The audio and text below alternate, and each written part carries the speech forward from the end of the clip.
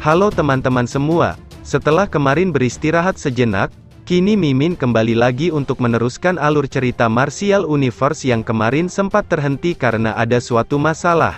Sebagaimana kita ketahui bahwa Martial Universe sekarang sudah memasuki season 4, tetapi untuk kita bisa menonton versi asli dari film Martial Universe season 4 itu kita harus menunggu tahun depan untuk perilisan film aslinya. Sembari kita menunggu tahun depan untuk menonton versi aslinya, Mimin akan memberikan sedikit gambaran tentang film Martial Universe season 4 yang akan dirilis tahun depan. Dan untuk teman-teman jika ingin memahami isi video di channel ini, mari tonton part demi part yang ada di channel ini agar tidak gagal paham dan bisa memahami isi video selanjutnya.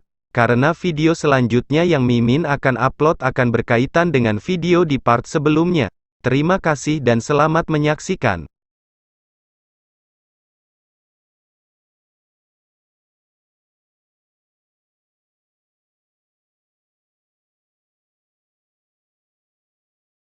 Wajah Lindong pucat saat dia menatap ke arah manifestation Martial tablet berada.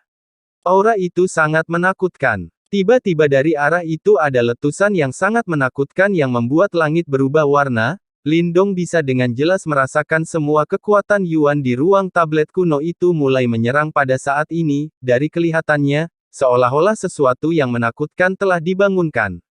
Lindong tahu, bahkan dengan peningkatan kekuatannya saat ini, dan jari surgawi pemenjaraan langit yang diperolehnya, itu belum bisa untuk menghadapi pemilik aura yang menakutkan ini. Bahkan bagi pemilik aura itu untuk mengalahkan Lindong semudah membalikan telapak tangan.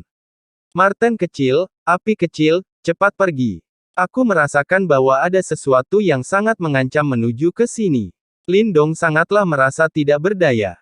Tatapannya terpaku erat ke arah manifestation Martial tablet. Beberapa saat kemudian, ekspresinya berubah, karena dia telah melihat sejumlah besar orang yang tampaknya melarikan diri dari arah itu.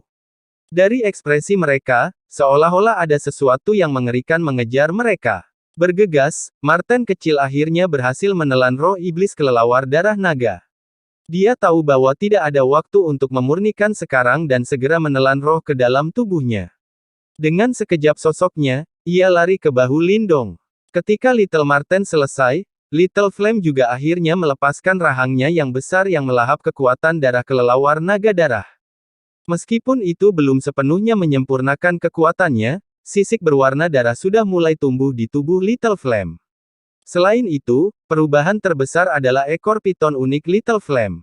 Tubuh asli Little Flame adalah Fire Python Tiger yang paling biasa, dan ekor piton hanyalah hiasan. Namun, ekor ular sanca kini semakin hidup, sedemikian rupa sehingga bahkan ada lapisan sisik berwarna darah yang tumbuh di atasnya. Di kepala piton, mata darah menatap sementara mulutnya lebih jahat, begitu realistis sehingga bisa dibilang naga piton yang ganas.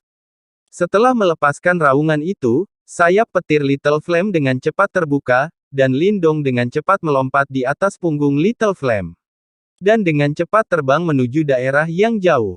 Ruang tablet kuno yang tak terbatas menjadi sangat kacau dalam sekejap, semua orang berusaha melarikan diri menuju pintu keluar ruang tablet kuno. Perasaan panik mereka membuatnya tampak seolah-olah mereka dikejar oleh sesuatu yang sangat menakutkan. Orang-orang bodoh ini, apakah mereka benar-benar percaya bahwa harta peninggalan sekte kuno begitu mudah diperoleh? Aura mayat kerangka misterius itu sangat mengerikan.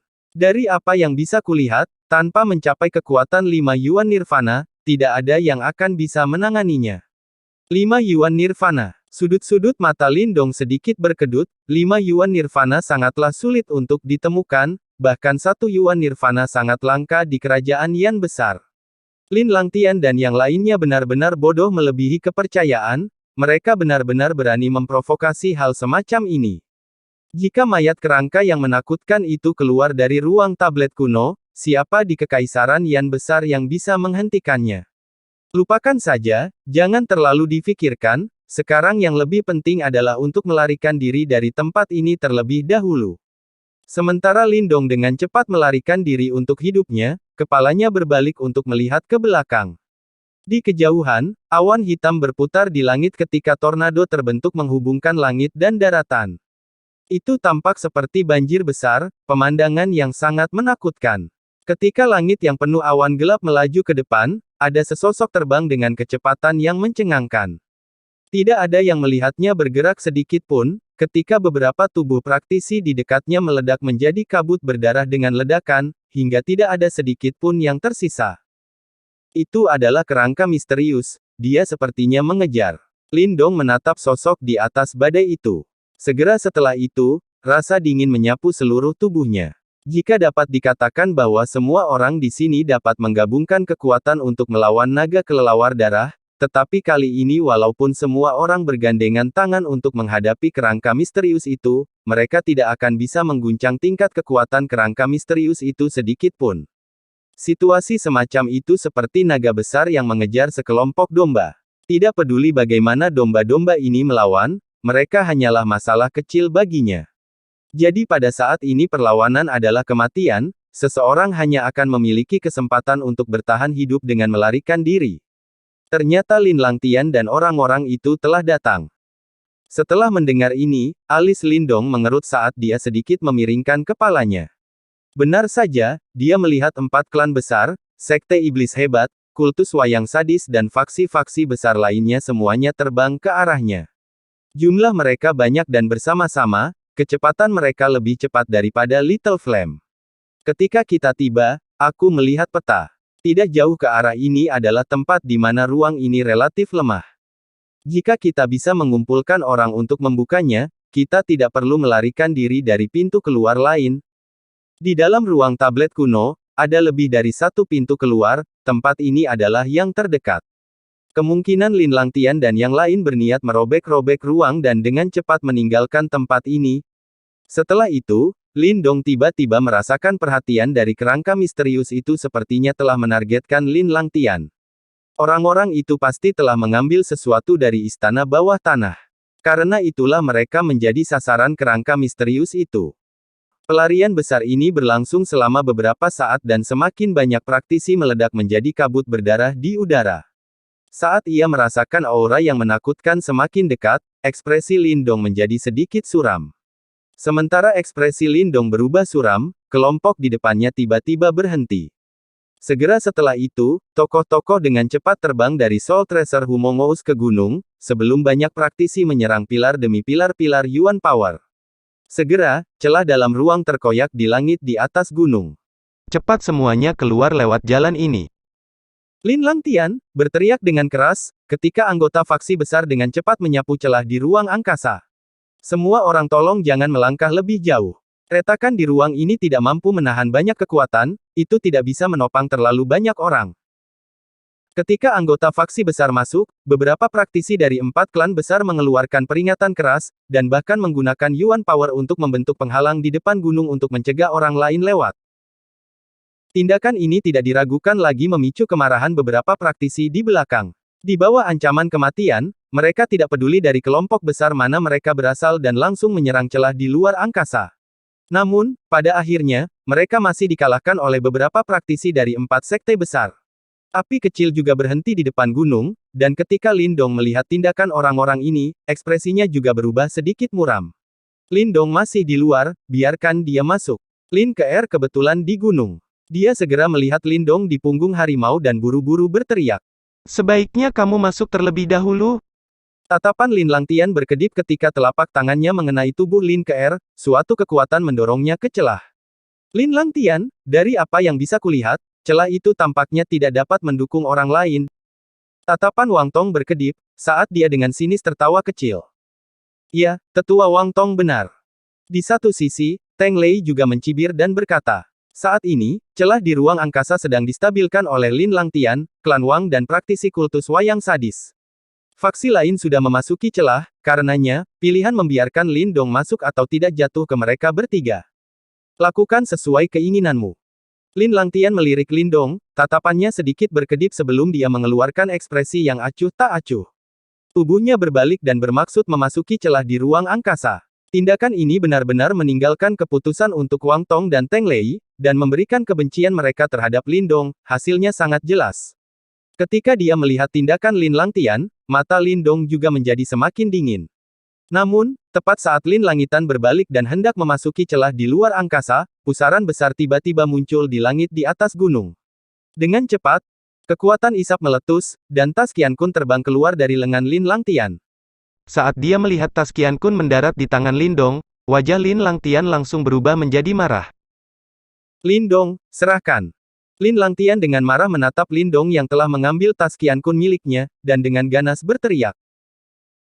Kamu bermimpi jika aku akan menyerahkan tas Qiankun ini padamu. Ini bukan sesuatu yang baik, mereka benar-benar berencana meninggalkan semuanya di sini. Meskipun ada juga pintu keluar lainnya di tempat lain, sekarang kerangka misterius itu mengejar mereka, bagaimana mungkin ada waktu bagi mereka untuk bergegas ke pintu keluar lain? Dari ekspresi Lin Langtian yang gugup dan tindakan penjaga misterius untuk merebut kembali tas Qiankun, barang-barang yang tersimpan di dalamnya adalah harta yang dikumpulkan oleh Lin Langtian dari istana bawah tanah. Karena benda ini mendarat di tangan Lindong, seharusnya sama sekali tidak ada alasan untuk merebutnya kembali. Kamu berani tidak mematuhi kata-kataku. Setelah melihat Lindong benar-benar menolaknya, ekspresi Lin Langtian menjadi gelap. Mengingat statusnya di Lin Clan, mari kita tidak menyebutkan anggota keluarga cabang yang tidak signifikan seperti Lindong, bahkan beberapa tetua di klan tidak berani melawan Lin Langtian sama sekali. Oleh karena itu, pemandangan di depan matanya tidak diragukan lagi menyebabkan dia merasa bahwa martabatnya ditantang. Kamu pikir kamu siapa? Mata Lindong berubah dingin. Dia membenci nada sombong Lin Langtian. Setelah mendengar ini, niat membunuh muncul dari mata Lin Langtian. Dia benar-benar tidak bisa menahan kemarahan di hatinya dan ingin membunuh Lindong. Lin Langtian, jika kamu ingin merebut tas Qiankun itu dan mencari mati jangan menyeret kami ke dalamnya. Mayat mengerikan itu sudah menyusul, jelas tidak akan membiarkan siapapun membawa harta keluar dari ruang tablet kuno. Siapapun yang memegang barang-barang itu akan terus ditekan, jika kamu benar-benar tidak bisa berpisah dengan tas Qiankun itu, keluarlah sendiri, kami tidak akan menemani kamu. Ketika ia melihat bahwa Lin Langtian hendak bergerak, Wang Tong segera berteriak. Usaha mereka kali ini sia-sia. Selain itu, setelah mereka memasuki istana bawah tanah, mereka tidak punya waktu untuk mendapatkan harta sebelum kerangka misterius dibangunkan. Saat mereka melarikan diri, hanya Lin Langtian cukup cepat untuk mengumpulkan beberapa pil nirvana. Ini menyebabkan mereka agak iri, tapi untungnya, barang-barang ini sekarang direnggut. Ini tidak diragukan lagi menyebabkan hati Wang Tong dan yang lainnya menjadi sedikit lebih seimbang. Oleh karena itu, mereka secara alami tidak akan membiarkan Lin Langtian mengambil risiko untuk merebutnya kembali. Setelah mendengar teriakan Wang Tong, Lin Langtian menjadi sedikit lebih jernih. Dia melihat sosok misterius jauh menyerbu di belakang sebagai ketakutan yang mendalam naik di matanya. Dia mengerti bahwa dengan kekuatannya saat ini, dia benar-benar tidak bisa berurusan dengan kerangka misterius itu. Lindong, kamu sebaiknya bertahan hidup. Dalam pertemuan klan tahun depan, aku akan memberitahumu di depan seluruh klan bahwa karena aku bisa dengan mudah melumpuhkan ayahmu, aku juga bisa dengan mudah memukulmu sampai kamu menjadi tidak berharga. Anggota keluarga cabang ternyata memiliki sikap picik dan rendah, memiliki hayalan menantang martabat klan secara alami akan membawa hukuman. Ekspresi Lin Langtian menyeramkan saat ia menggertak Lindong. Pada saat itu, aku akan memberi tahu kamu siapa yang akan menjadi sampah. Lindong tanpa ragu menatap Lin Langtian saat ekspresi muram juga muncul di wajahnya. Aku akan menunggumu, dasar orang tidak berguna. Namun kamu lebih baik berusaha dulu agar kamu selamat hari ini. Lin Langtian menarik napas dalam-dalam, menekan amarah di hatinya. Tanpa basa-basi lagi, dia langsung berbalik dan terjun ke celah. Benar-benar disayangkan tentang boneka simbol kelas tinggi itu. Lindong, ruang tablet kuno ini akan menjadi kuburanmu. Teng Lei tertawa jahat. Bajingan kecil, ingat, bahwa kesombonganmu yang berlebihan akan menerima gurun yang sangat mengancam nyawamu kali ini. Wang Tong juga tertawa dengan jahat, tatapan yang dia lihat pada Lindong sangat penuh cemoohan. Si tua Wang Tong, keparat Teng Lei, jangan terlalu cepat menyimpulkan sesuatu. Ekspresi Lindong gelap saat ia balas. Haha, Lindong tunggu sampai kamu melewati jalan ini baru kamu mengucapkan kata-kata itu. Wang Tong dan Teng Lei tertawa lebar ketika sosok mereka masuk ke celah. Dengan gelombang, retakan itu meledak. Sisa gelombang Yuan Power yang kuat mengganggu ruang di daerah itu, dan jika seseorang ingin sekali lagi merobek celah, orang perlu membubarkan sepenuhnya gelombang ini. Namun, pada saat itu, kerangka misterius itu kemungkinan sudah tiba. Orang-orang ini jelas tidak berencana memberi Lindong kesempatan sedikitpun untuk melarikan diri. Setelah melihat adegan ini, Martin kecil tidak bisa tidak menahan amarah. Ketika para praktisi di sekitarnya melihat celah itu menutup, mereka tanpa sadar mengeluarkan serangkaian kata-kata cacian dengan rasa marah dan kesal, tetapi segera setelah itu, mereka dengan tergesa-gesa berpencar dan melarikan diri ke pintu keluar lainnya. Lindong dengan dingin menatap tempat Lin Langtian, Wang Tong dan yang lainnya menghilang sebelum menggenggam tas Qian Kun di tangannya. Ekspresinya berubah agak karena dia menemukan bahwa tas Qian Kun ini sebenarnya penuh dengan pil nirvana, setidaknya ada beberapa ratus pil nirvana di dalamnya. Lindong tidak pernah menyangka sebelumnya, dia dengan susah payah masuk ke paviliun batu hanya untuk mendapatkan 2 pil nirvana dari mayat petapa itu. Dia tidak pernah membayangkan begitu banyak pil yang secara langsung muncul di dalam tas Qian Kun ini. Persetan dengan itu, tidak heran Lin Langtian amat merasakan kehilangan yang luar biasa. Ternyata dia telah mendapatkan begitu banyak pil nirvana di istana bawah tanah. Lindong, nafsu makan orang itu tidak kecil. Tidak heran kerangka misterius itu mengejar dengan maksud mengambil kembali benda ini. Namun, sekarang setelah kamu menyambar tas Qian Kun, bukankah itu berarti kerangka misterius akan mengejar kamu? Senyum yang baru saja terbentuk di wajah Lindong langsung membeku. Segera setelah itu, tiba-tiba Lindong langsung menepuk Little Flame. Api kecil segera melesat, sayap petir berubah menjadi sambaran petir saat dengan cepat terbang. Saat Lindong dengan panik melarikan diri, tiba-tiba di belakang telah muncul sosok kerangka misterius dengan cepat mengejar Lindong. Sementara Little Flame melakukan yang terbaik untuk melarikan diri, aura di belakang mereka mengunci Lindong. Segera, gelombang kebas menyebar di kulit kepalanya, namun tidak ada cara lain saat ini. Jika dia tidak ingin kehilangan pil nirvana yang dia dapatkan, dia hanya bisa mati-matian melarikan diri. Sementara melarikan diri untuk hidupnya, Lindong bertemu banyak orang dengan tujuan yang sama, namun kecepatan orang-orang yang malang ini jauh dari mampu mengimbangi Little Flame, dan mereka kebetulan berada di jalur yang sama dengan Lindong. Segera, mereka meledak menjadi kabut berdarah, pemandangan yang membuat darah seseorang menjadi dingin. Lindong, cepat, bertahan sebentar lagi dan kita akan mencapai pintu keluar berikutnya. Setelah mendengar ini, Lindong diam-diam menggerutu, tidak ada gunanya terburu-buru karena mereka sekarang bergantung pada api kecil untuk melarikan diri. Jika bukan karena kecepatan Little Flame, nasib mereka kemungkinan tidak akan jauh berbeda dari orang-orang yang malang itu. Seolah mengerti desakan Lindong dan Little Marten, Little Flame tiba-tiba mengeluarkan suara gemuruh dan warna darah pada sayap petirnya tiba-tiba menjadi lebih tebal. Lapisan sisik berwarna darah tumbuh, menutupi sayap petir dalam sekejap mata, sedemikian rupa sehingga area sayap meningkat secara substansial. Pada saat genting ini, Little Flame tampaknya sekali lagi memperbaiki beberapa kekuatan darah kelelawar naga darah yang telah dihabiskan sebelumnya. Sayap berwarna darah yang sangat besar membuka keluar, dan dengan kekuatan yang kuat, angin kencang terbentuk di bawah sayap. Kecepatan Little Flame tiba-tiba melonjak. Tiba-tiba Little Flame dalam kecepatan menyebabkan Lindong terkejut, tapi segera setelah itu, dia senang.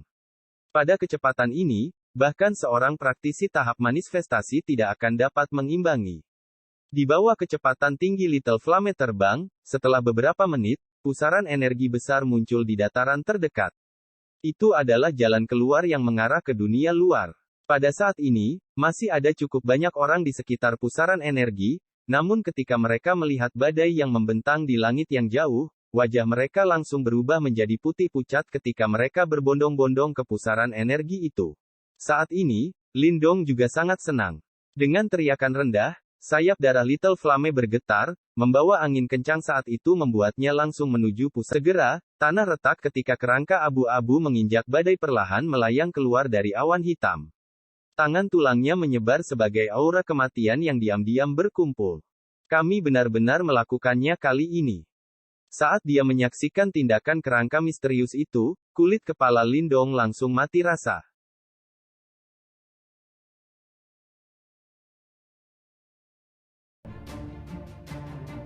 Oke teman-teman, untuk alur cerita di part ini cukup sampai di sini dulu, dan tonton part selanjutnya hanya di channel ini. Tonton dan ikuti terus channel ini supaya bisa berkembang ke depannya. Jangan lupa subscribe, like, komen, dan aktifkan tombol notifikasinya agar Mimin bisa lebih semangat lagi untuk membuat alur ceritanya. Terima kasih.